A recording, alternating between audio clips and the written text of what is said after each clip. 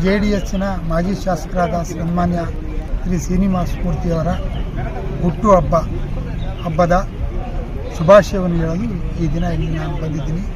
ಅವರಿಗೆ ದೇವರು ಆಯುಷು, ಆರೋಗ್ಯ ಮತ್ತು ಅಂತಸ್ತುಗಳು ಎಲ್ಲವನ್ನು ಕೊಟ್ಟು ಕಾಪಾಡಲಿ ಅಂತೇಳಿ ಆಶೀರ್ವಾದ ಮಾಡ್ತಾ ನಾನು ಅವರಿಗೆ ಆಶೀರ್ವಾದ ಮಾಡ್ತಾ ಇದ್ದೀನಿ. ರಾಜಕೀಯವಾಗಿ ಎಲ್ಲೋ ಒಂದು ಕಡೆ ನಾವು ಒಂಚೂರಿ ಸಾರಿ ಎಡವಿದ್ದೀವಿ.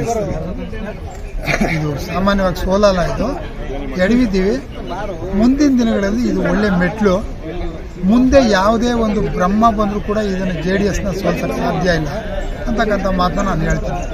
ಸಾಧ್ಯನೇ ಇಲ್ಲ ಅದು ಮಾಡೋದು. ಆದರೆ ಇವತ್ತಿನ ದಿವಸ ಬಂದಿರತಕ್ಕಂಥ ಸನ್ಮಾನ್ಯ ಶ್ರೀನಿವಾಸ್ ಅವರು ಕೆಲವು ಕಡೆ ಎಲ್ಲೋ ಒಂದು ಕಡೆ JDS ಅಂತೇಳಿ ಮಾತಾಡ್ತಾರೆ. ಹಂಗೆ ಮಾತಾಡಬಾರ್ದು. ಕಾರ್ಯಕರ್ತರಾಗಿ ಹೋದಾಗ, ಒಬ್ಬ ಸಾರ್ವಜನಿಕವಾಗಿ ವೋಟರ್ಸ್ ಆಗಿ ಹೋದಾಗ ದಯವಿಟ್ಟು ಅವರಿಗೆ ನಾನು ಒಂದು ಮನವಿ ಮಾಡ್ಕೊತೀನಿ.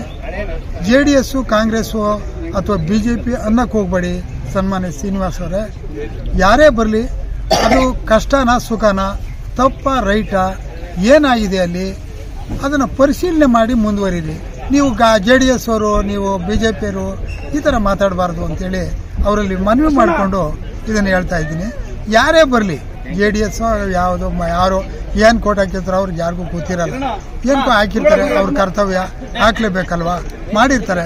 ಅದನ್ನೇ ಇವರು ಮುಂದುವರಿಸಬಾರ್ದು. ದಯಮಾಡಿ ಅವರಲ್ಲಿ ಮನವಿ ಮಾಡ್ಕೊಳ್ಳೋದು ನಾನು ಏನು ಅಂದರೆ, JDS ಅಂತಕ್ಕಂಥ ಮಾತನ್ನು ತಾವು ಬಿಟ್ಬಿಡಿ. ಅವನು ತಪ್ಪು ಮಾಡ್ಯವನ, ಸರಿ ಮಾಡ್ಯವನ, ಅವ್ನು ಮಾಡಿರೋದು ಸರಿನಾ ಇಲ್ವಾ ಕುಂಡ್ರಿಸ್ಕೊಂಡು ಅವನಿಗೂ ಹೇಳಿ ಶಾಂತವಾಗಿ, ನೋಡಪ್ಪ ನೀನು ಮಾಡಿರ್ತಕ್ಕಂಥ ಇಂಥ ತಪ್ಪು, ಅದರಿಂದ ನೀನು ಅರ್ಥಕೋ, ಇದನ್ನು ನಾನು ಹೇಳೋಕ್ಕಾಗಲ್ಲ ಅಂತ ಹೇಳಿ ಕಳಿಸಿ.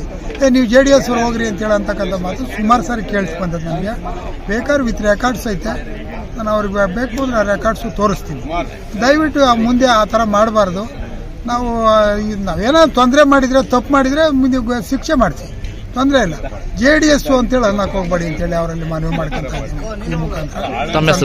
ಬೈರೇಗೌಡ ಅಂತ, ಭವಾನಿ ಶಂಕರ್ ಗ್ರೂಪ್.